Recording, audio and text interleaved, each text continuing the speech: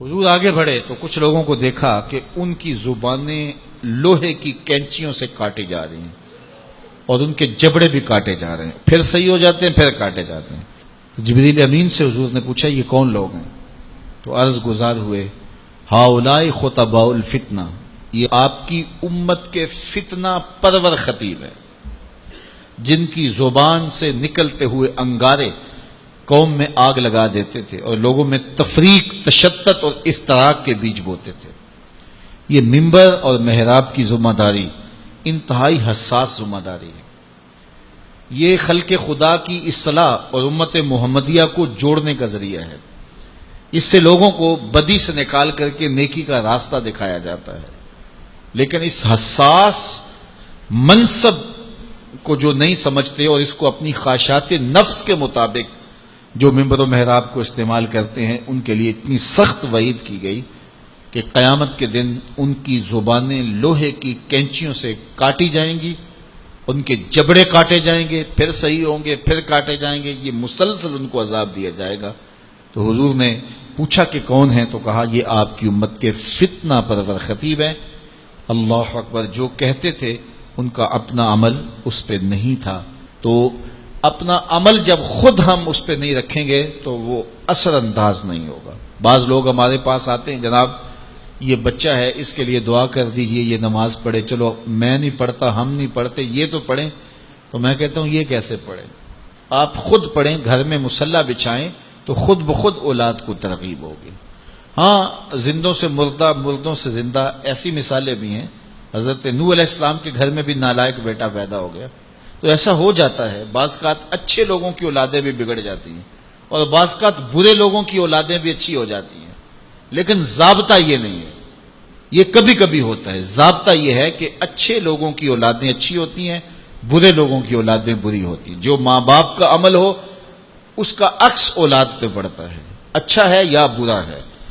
اس لیے ماں باپ کو عملاً اپنے رویے خوبصورت بنانے چاہیے تاکہ وہ منعکس ہوں اولاد میں۔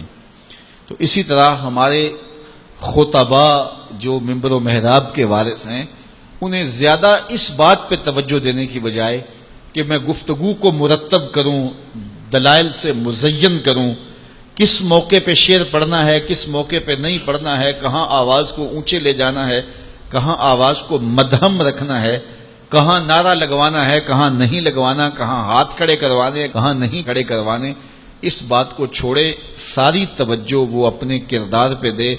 پھر کردار کے اندر سے پھوٹ کر جو گفتگو نکلے گی وہ ٹوٹے لفظ بھی ہوں گے، دلوں کو جوڑ دیں گے۔ اشہد بلال عند اللہ اشہد، بلال کا اشہد ہی وہ دھوم مچا دیتا ہے کہ لوگوں کا اشہد بھی وہ دھوم نہیں مچاتا جو بلال کا اشہد دھوم مچاتا ہے۔ اس لیے ہمیں زیادہ توجہ اپنے کردار کی طرف دینی چاہیے۔ اقبال نے کہا تھا واعظ قوم کی وہ پختہ خیالی نہ رہی، برق طبعی نہ رہی، شعلہ مکالی نہ رہی، رہ گئی رسم آذاں روح بلالی نہ رہی، فلسفہ رہ گیا تلقین غزالی نہ رہی، مسجد مرثیہ خواہیں کہ نمازی نہ رہے، یعنی صاحب اوصاف وہ حجازی نہ رہے۔ تو آج ہماری گفتگو تو زیادہ ہے، جتنے چینل چل رہے ہیں، یہ ماہر سے عام آئے گا تو کیسے کیسے نکلیں گے دین سکھانے والے۔ اب تو سارا سال جو لوگوں کو ڈانس سکھاتے ہیں، رمضان میں وہ دین سکھانے آ جاتے ہیں، اور کیسے کیسے روپ اور کیسے کیسے چہرے جو ہیں وہ میڈیا کے اوپر بیٹھے ہیں، وہ سارے دین سکھا رہے ہوتے ہیں، لیکن کوئی ایک بھی نہیں سیکھ پاتا، اس لیے کہ دین لفظوں سے نہیں سکھایا جاتا، دین عمل سے سکھایا جاتا ہے۔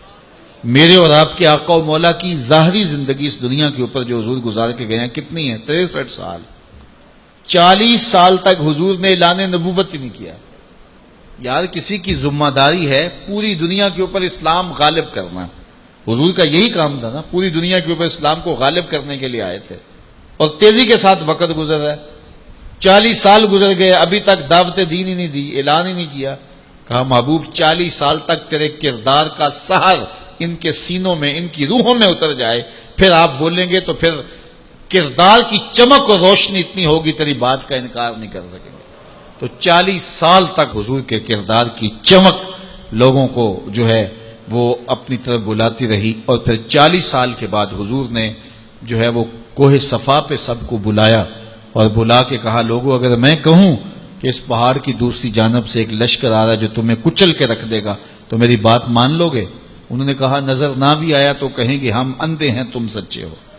تو کہا میری سچائی پہ اتنا یقین ہے تو پھر مان لو اللہ ایک ہے. تو یہ کردار تھا جس نے لوگوں کو ماننے پہ مجبور کر دیا.